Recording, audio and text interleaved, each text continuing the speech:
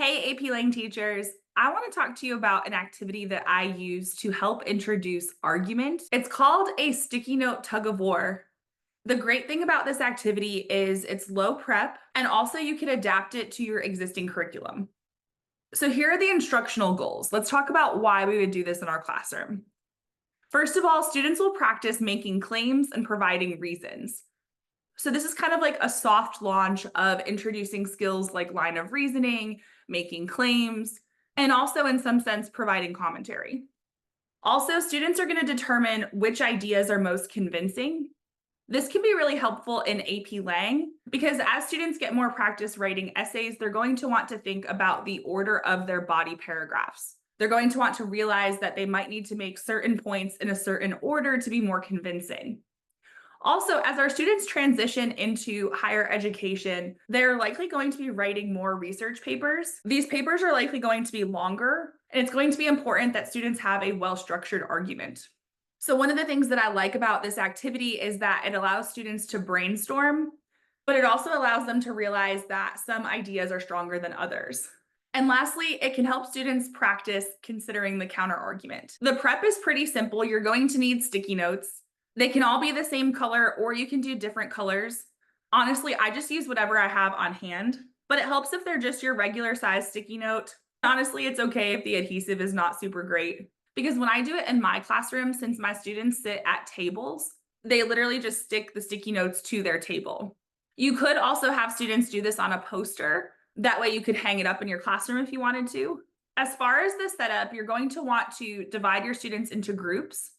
While this activity can be done individually, I like it better as a collaborative activity. So you could have students work in partners, but in my experience, 4 group members is the ideal. If you have really large classes, it's okay to do groups of 5 to 6 if you need to. But like I said, 4 is great because it's small enough for them to learn from each other and bounce ideas off of each other, and also small enough for all voices to be heard. So here are the instructions that I give my students. I do this activity at the start of the year with my college English students.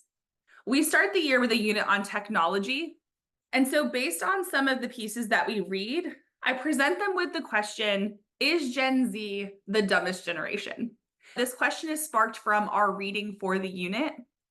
So feel free to generate your own question based on whichever units you have. Now, normally when we are planning essential questions for our unit, they're not a yes or no question. However, for this activity, especially if it's your first time doing it with students, I feel like it helps to have the question be a yes or no question. So what student groups are going to do is they're going to brainstorm reasons. So they're going to come up with reasons for, yes, it is the dumbest generation in this case, or no, it is not the dumbest generation. They're going to write one reason per sticky note. When I present this to my students, I tell them that there is not a minimum or maximum number of reasons that they should have, because since this is called a sticky note tug of war, we're looking for a winner. So basically, as they're brainstorming, we want them to figure out which side has the more compelling reasons. So after student groups brainstorm their reasons and write one reason on each sticky note, so if they have 4 reasons, it's 4 sticky notes. Then they're going to organize the sticky notes in a horizontal line. This is to mimic a tug of war. Now, I know there's different strategies to tug of war, but in general, at least from what I've heard, you put your strongest people as the anchor, so they're at the back.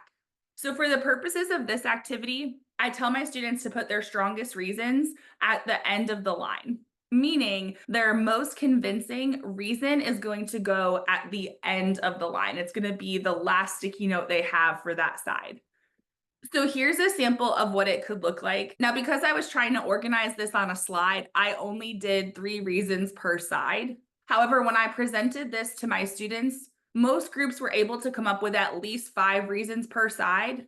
Some groups were even able to come up with 8 or 10 reasons for one of the sides. If you are able to give your students 2 different colors for the sticky notes, they can color code it like I did here. They can pick one color for the yes side and one color for the no side.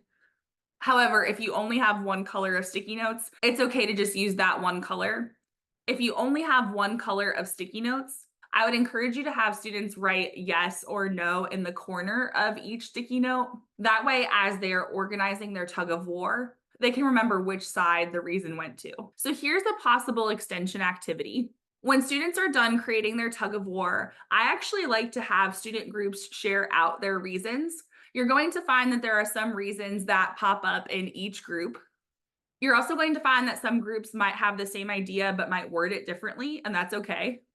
One of the things that some of my students realized is that as they were brainstorming, they sort of had larger categories and subcategories. After they were done presenting their tug of war, I then had them regroup the sticky notes to see if they could create categories and subcategories as they were organizing their evidence. Now, again, this is an optional extension activity, but for example, the idea of an over reliance on technology, that can be the larger main idea. And then some of the other observations that students had, like a decline in literacy skills, a decline in soft skills, or maybe an overemphasis on instant gratification. One could argue that those are the effect of the over reliance on technology. By having students reorganize their sticky notes after the tug of war, you can have students recognize the relationships between their ideas. This could be particularly helpful if you are trying to lead into perhaps a synthesis paper or a larger research paper. All right, there you have it. That is how you can do a sticky note tug of war in your class. So if you decide to do this in your classroom, I would love to hear how it went. And until next time, happy teaching.